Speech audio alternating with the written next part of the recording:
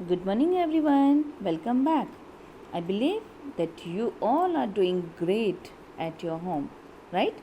And you must have done your previous work, right? Now, today we'll start with the new notion of kingship, chiefs, and kings in the south, divine king, a changing countryside, part 1. Popular perceptions of kings, strategies for increasing production. Okay, let's start with new notions of kingship, right? So, children, last time you have read about by the second century BCE, new chiefdoms and kingdoms emerged. नई तरीके की सरदारी, ठीक है, और नए तरीके के रजवाड़े जो थे वो इमर्ज हो गए थे सेवरल पार्ट ऑफ सब कॉन्टिनेंट में, right? So the new Kings that emerged in the Deccan and further south including the chiefdoms of Chola, Cheras and Pandyas, right? Chola, Cheras and Pandyas, right? तो इनका जो थी सरदारी ये स्टार्ट हो गई थी डेक्कन में. Okay, in Tamilakam, the name of the ancient Tamil country, ठीक है, तमिलाकम पुरानी तमिल कंट्री को तमिलाकम बोलते थे, which included the parts of present day Andhra Pradesh and Kerala. ठीक है, आज का जो आंध्र प्रदेश है, केरला है और साथ में तमिलनाडु है, इस सब को मिला के तमिलाकम बनता था, right? It prove to be stable and prosperous. तो ये जो था एक स्टेबल था, स्थायी होता था और प्रॉस्परस होता था, राइट? सो हमें पता है कि ये जो स्टेट्स होते थे ये वैरायटी ऑफ सोर्सेस, ठीक है ना, जैसे एग्जांपल ले सकते हैं अर्ली तमिल संगम टेक्स्ट, आप आगे चैप्टर में पढ़ोगे, contains poems describing cheap and the way in which they acquired the distributed resources, right? So many chiefs and Kings, बहुत सारे चीफ और किंग जो थे उसमें क्या क्या कौन कौन शामिल था, देखिए कौन कौन इंक्लूडेड थे. Satavahana, right? Satavahana and Shakas. Okay, तो बहुत सारे चीफ किंग्स जो थे, सरदार या राजा. सातवाहना कौन थे? जो रूल करते थे वेस्टर्न और सेंट्रल इंडिया में, ठीक है, यहाँ पे रूल करते थे. कब करते थे? circa second century BCE to second century CE, right? So और शका थे. शकास कौन थे? People of central Asian origin, जिनका सेंट्रल एशियन ओरिजिन होता था, जिन्होंने इस्टेब्लिश किया था kingdom in the north western and western part of the subcontinent में, right? They derived revenue from long distance trade. तो ये क्या करते थे? इतने लॉन्ग डिस्टेंस ट्रेड से वो अपना रेवेन्यू डिराइव करते थे, किसी न किसी तरीके से जुटाते थे, राइट? और उनके सोशल ओरिजिन जो होते थे ये अक्सर जो है हमें पता नहीं चला है अभी, पर जैसे कि हम देखते हैं सातवाहना के किंग्स के बारे में हम नेक्स्ट चैप्टर में पढ़ेंगे. एक बार जब उनको पार मिल जाती थी तो वो सोशल स्टेटस में अलग अलग तरीके से उसको अटेम्प्ट करने की कोशिश करते थे, ठीक है? Okay, next is divine Kings, right? Divine Kings means दैविक राजा, राजा जो अपने आप को देवी देवता के समान एक पोस्ट देता था, ठीक है, तो उसके बारे में हम पढ़ेंगे. तो one means of claiming high status was to identify with a variety of deities, ठीक है. एक और तरीका जो अपने आप को हाई स्टेटस प्राप्त करने का एक मीन होता था वो क्या था? अपने आप को अलग अलग देवी देवताओं के साथ जोड़ना, ठीक है. तो क्या था इसमें? This strategy is the best exemplified by Kushanas. तो सबसे अच्छा एग्जाम्पलीफाई जो है ये कुशानास ने किया. कुशानास का टाइम था circa first century BCE to first century CE, ठीक है. तो यहाँ पे इन्होंने रूल किया over a vast kingdom extending from central Asia to north west India. इनका बहुत बड़ा किंगडम था, ठीक है, जो सेंट्रल एशिया से नॉर्थ वेस्ट इंडिया तक फैला हुआ था, ठीक है, और ये रूल इन्होंने इसी स्ट्रेटजी के करके चलते किया, राइट।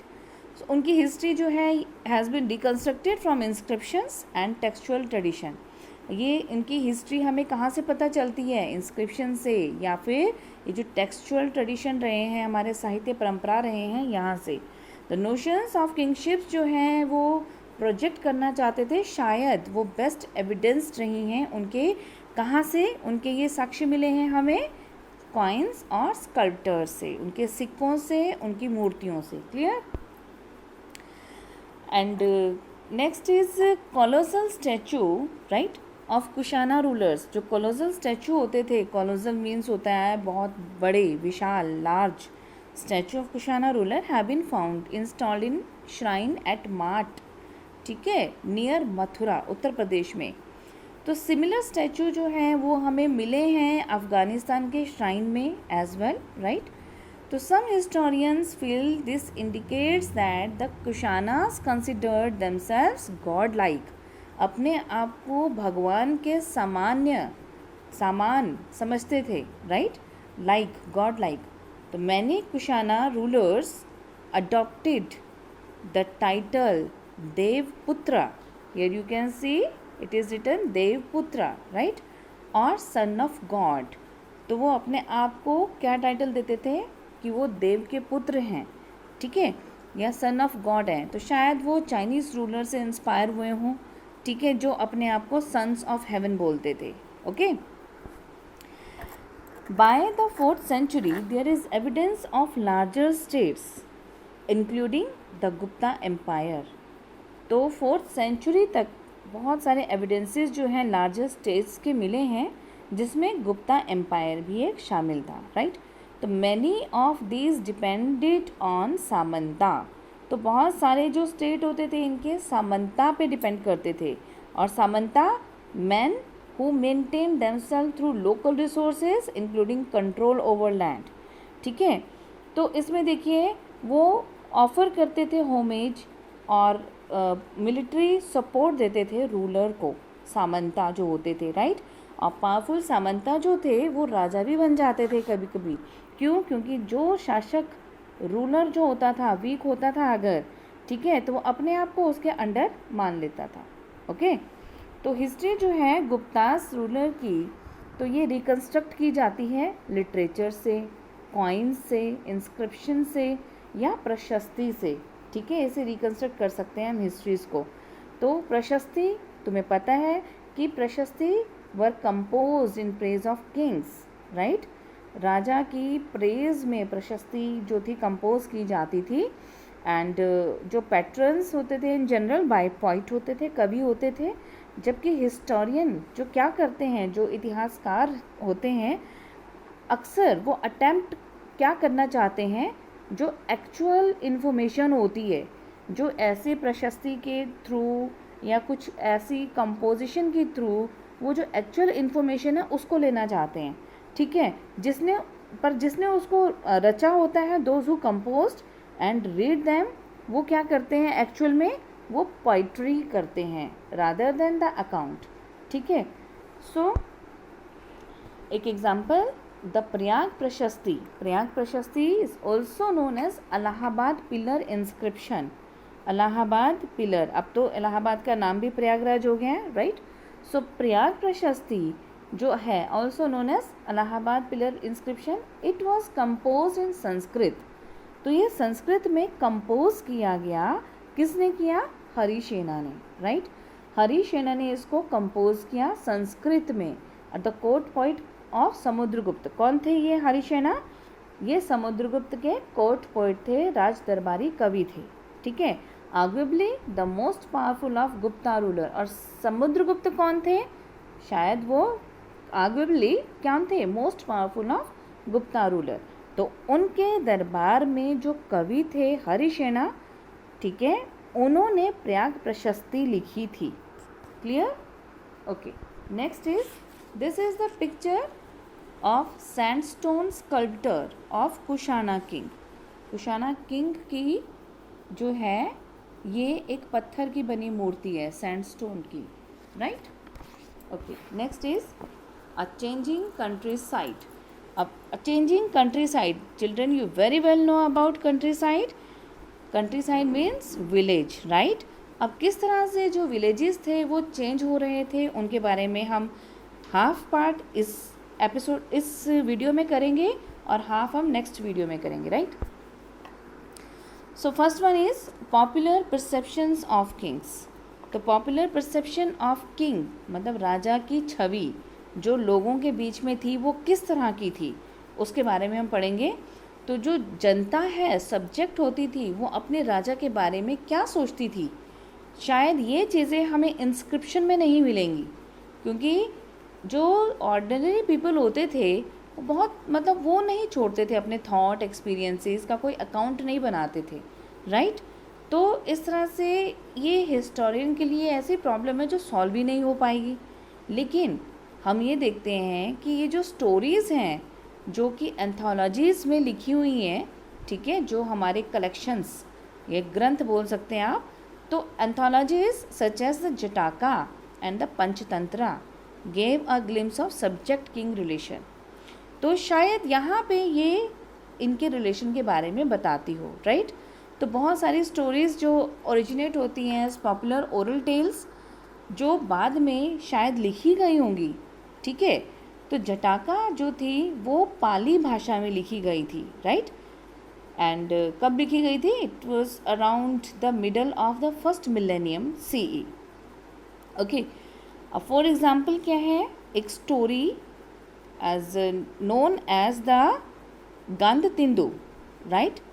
तो Jataka describe the plight of subjects of a wicked king. तो यहाँ पे क्या है, एक बुरे राजा की जो जनता के दुख है, प्लाइट हैं, उसको इस कहानी में डिस्क्राइब किया गया है, राइट. इसमें देखिए क्या होता है कि बहुत ही जो एल्डरली विमेन मैन होते हैं, कल्टिवेटर्स होते हैं, हर्डर, विलेज बॉयज़ और इवन एनिमल्स, ठीक है. अब राजा क्या करता है, वो भेष बदल के जाता है अपने सब्जेक्ट्स के पास ये देखने के लिए कि उसके सब्जेक्ट्स, उसकी प्रजा उसके बारे में क्या सोचती है. और हर एक ने उसको बहुत ही बुरा भला बोला. जो उनकी मिजरीज चल रही थी उस टाइम, जो दुख थे उनके, अपने दुखों के लिए उन्होंने राजा को कर्स करना शुरू कर दिया. हर एक ने कंप्लेन किया कि रात को रॉबर्स उनको लूट जाते हैं और दिन के समय टैक्स कलेक्टर जो आके उनसे टैक्स ले जाते हैं. तो इन सब चीज़ों से बचने के लिए उन्होंने अपने गांव जो थे वो छोड़ दिए थे और जंगल में रहने चले गए थे, राइट. तो ये जो स्टोरी है ये इंडिकेट करती है relationship between king and his subject, specially the rural population कितनी ज़्यादा स्ट्रेंड होती थी, right. So kings frequently try to fill their coffers by demanding high taxes. अब जो राजा होते थे वो अपने कॉफर्स, जो उनके राजकोष होते थे, उनको कैसे भरते थे? हाई टैक्स की वजह से. And pageants particularly found such demands oppressive. और पेजेंट्स के लिए तो ये देना बहुत ही ऑप्रेसिव हो जाता था. तो इस तरह से क्योंकि बहुत ही हाई टैक्स होते थे तो वो बचने का एकमात्र उनके पास उपाय रहता था कि वो जंगल की तरफ भाग जाते थे. तो it was reflected in Jataka story, ठीक है. जटाका स्टोरीज में ये चीज़ें जो हैं आपको बता रखी हैं. तो इसी बीच में कुछ अदर स्ट्रेटजीज ने एम किया at increasing production to meet growing demand for taxes. अब राजा के टैक्स तो देना ही है, अब ग्रोइंग डिमांड जो है उपज को भी बढ़ाया जाए, ठीक है. तो इसी बीच में कुछ ऐसे तरीके निकाले गए, ठीक है. तो these are strategies for increasing production. अब देखिए जो प्रोडक्शन को इंक्रीज करने की क्या क्या स्ट्रेटजीज थी, right. One such strategy was the shift to plough agriculture, right. मतलब प्लाव, हल होता है ना, हल जो हम चलाते हैं खेतों में, तो उसका, ठीक है ना, वो शुरू हुआ. तो which spread in fertile alluvial river valley such as those of Ganga and the Kaveri from circa 6th century BCE, right. So अब इसमें देखिए क्या था, ये आयरन टिप प्लाउशेयर होते थे, ठीक है, लोहे के होते थे, टिप होते थे प्लाउशेयर. तो ये जो थे एल्यूवियल सॉइल को टर्न करने के लिए इस्तेमाल किया जाता था, जहाँ बहुत ज़्यादा रेनफॉल होती थी। और ज़्यादा आप देखें कि कुछ पार्ट्स ऑफ गंगा वैली में हम देख रहे हैं कि production of paddy was dramatically increased. ठीक है, जो धान की रोपाई थी ये भी बढ़ी by introduction of transplantation. Paddy जो चावल है, ठीक है, वो बड़े ट्रांसप्लांटेशन को इंट्रोड्यूस करने के बाद। अब ये ट्रांसप्लांटेशन जो है it is used for paddy cultivation. तो ये पैडी कल्टीवेशन के लिए यूज़ किया जाता है, और ये वहाँ यूज़ करते हैं जहाँ बहुत अधिक मात्रा में पानी होता है।